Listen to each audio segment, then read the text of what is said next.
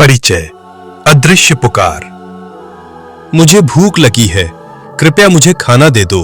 मैं यहीं खड़ा हूं, तुम्हारा नाम पुकार रहा हूं, फिर भी तुम मुझे देख नहीं पा रहे हो। जरा सोचिए उस उलझन को। एक पल आप जीवित हैं और अगले ही पल सब कुछ शांत। जब मृत्यु आती है तो हम मान लेते हैं कि कहानी वहीं समाप्त हो जाती है, लेकिन गरुड़ पुराण के अनुसार आत्मा के लिए यहीं से एक नया और अत्यंत कठिन अध्याय शुरू होता है।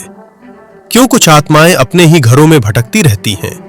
क्यों वे अपने प्रियजनों को देखती रहती हैं, उन्हें छूने की कोशिश करती हैं, लेकिन उनके हाथ हवा से होकर निकल जाते हैं? इस वीडियो की शुरुआत एक गहरे प्रश्न से होती है। मृत्यु के तुरंत बाद आत्मा की सबसे बड़ी इच्छा क्या होती है? क्या वह भोजन है? क्या वह जल है? या फिर कुछ ऐसा जो भावनाओं से जुड़ा है? इस उत्तर को जानने के लिए हमें जाना होगा देवर्षि नारद मुनि की एक कथा में। नारद मुनि की खोज। देवर्षि नारद पृथ्वी पर विचरण कर रहे थे, मनुष्यों के सुख दुख को देख रहे थे। तभी एक छोटे से गांव के ऊपर से गुजरते समय उन्हें गहरे दुख की लहर ने रोक लिया। नीचे उन्होंने एक कच्चा घर देखा। घर के बाहर सफेद कपड़े में लिपटा एक शव पड़ा था। एक स्त्री अपने भयभीत बच्चे को सीने से लगाए फूट फूट कर रो रही थी। लेकिन नारद मुनि की दिव्य दृष्टि ने वह देखा जो कोई और नहीं देख सकता था। उसी घर के भीतर एक घबराई हुई आत्मा कमरे कमरे दौड़ रही थी। वह उसी व्यक्ति की आत्मा थी जिसकी अभी अभी मृत्यु हुई थी। वह अपनी पत्नी को पुकार रहा था, अपने रोते हुए बच्चे को सांत्वना देने की कोशिश कर रहा था। मैं जीवित हूं, मैं मरा नहीं हूं। लेकिन कोई उसे सुन नहीं सकता था। वह पास रखे भोजन को छूने लगा, पर उसके हाथ आर पार निकल गए। वह भूखा था, प्यासा था और पूरी तरह भ्रमित था। श्री कृष्ण से प्रश्न। इस दृश्य से व्यथित होकर नारद मुनि तुरंत वैकुंठ पहुंचे। उन्होंने श्री कृष्ण के चरणों में नमन किया और कहा, प्रभु, आज मैंने एक ऐसी आत्मा देखी जिसने मेरा हृदय तोड़ दिया। वह अपने ही घर में फंसी हुई है, भूख प्यास से तड़प रही है और यह स्वीकार ही नहीं कर पा रही कि वह मर चुकी है। वह इतना कष्ट क्यों झेल रही है? वह इतनी मोहग्रस्त क्यों है?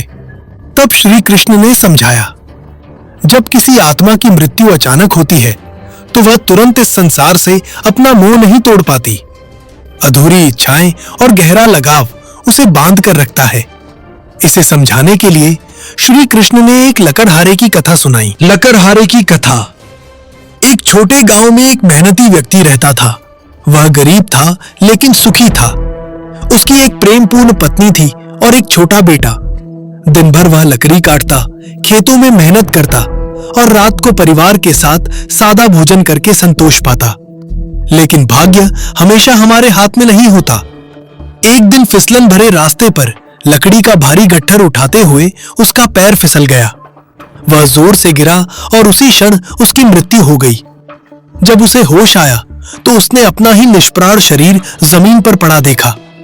वह घबरा गया।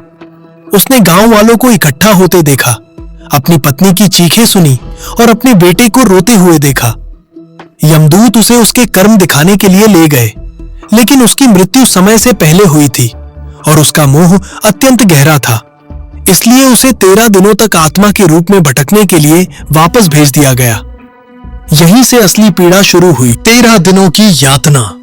13 दिनों तक वो आत्मा अपने पुराने घर में रही। वो अपने परिवार को शोक करते हुए देखता रहा। उसे तीव्र भूख और ऐसी प्यास लगती थी जिसे कोई जल बुझा नहीं सकता था। वो पानी के घड़े से पीने की कोशिश करता लेकिन असफल रहता।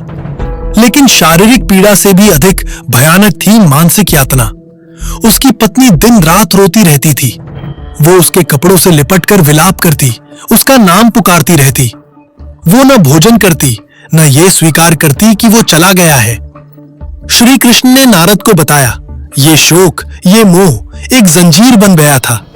आत्मा आगे जाना चाहती थी, लेकिन पत्नी के आंसू उसे पृथ्वी से बांध रहे थे।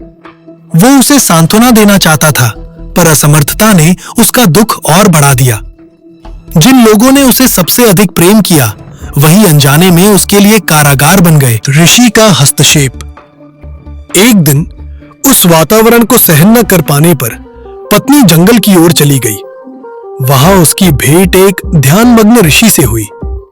उसके अथाह दुख को देखकर ऋषि ने कठोर सत्य बताया। पुत्री, तुम्हारे पति की आत्मा अभी भी तुम्हारे घर में फंसी हुई है। तुम्हारे आंसू उसे शांति नहीं, बंधन दे रहे हैं। वह आगे जाना चाहता है, लेकिन तुम्हारा मोह उसे लंगर की तरह बांधे हुए है।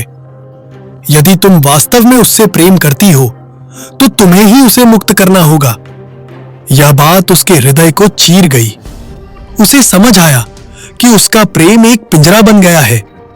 वह घर लौटी, आंसू पोंछे।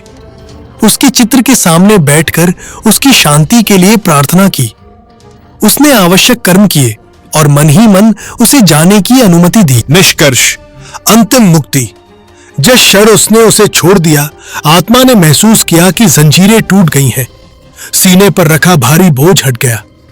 उसने अपने परिवार को अंतिम बार देखा, अब निराशा से नहीं, बल्कि आशीर्वाद भरी शांति से। वह अंततः अगले लोक की यात्रा के लिए मुक्त हो गया। गरुड़ पुराण का मूल संदेश यही है। मृत्यु के बाद आत्मा की सबसे बड़ी इच्छा धन या स्मृति नहीं होती। वह चाहती है शांति और अनुमति। वे चाहते हैं कि हम मजबूत बने ताकि वे मुक्त हो सके। हमारे आंसू उन्हें बांधते हैं और हमारी प्रार्थनाएं उन्हें मुक्त करती हैं।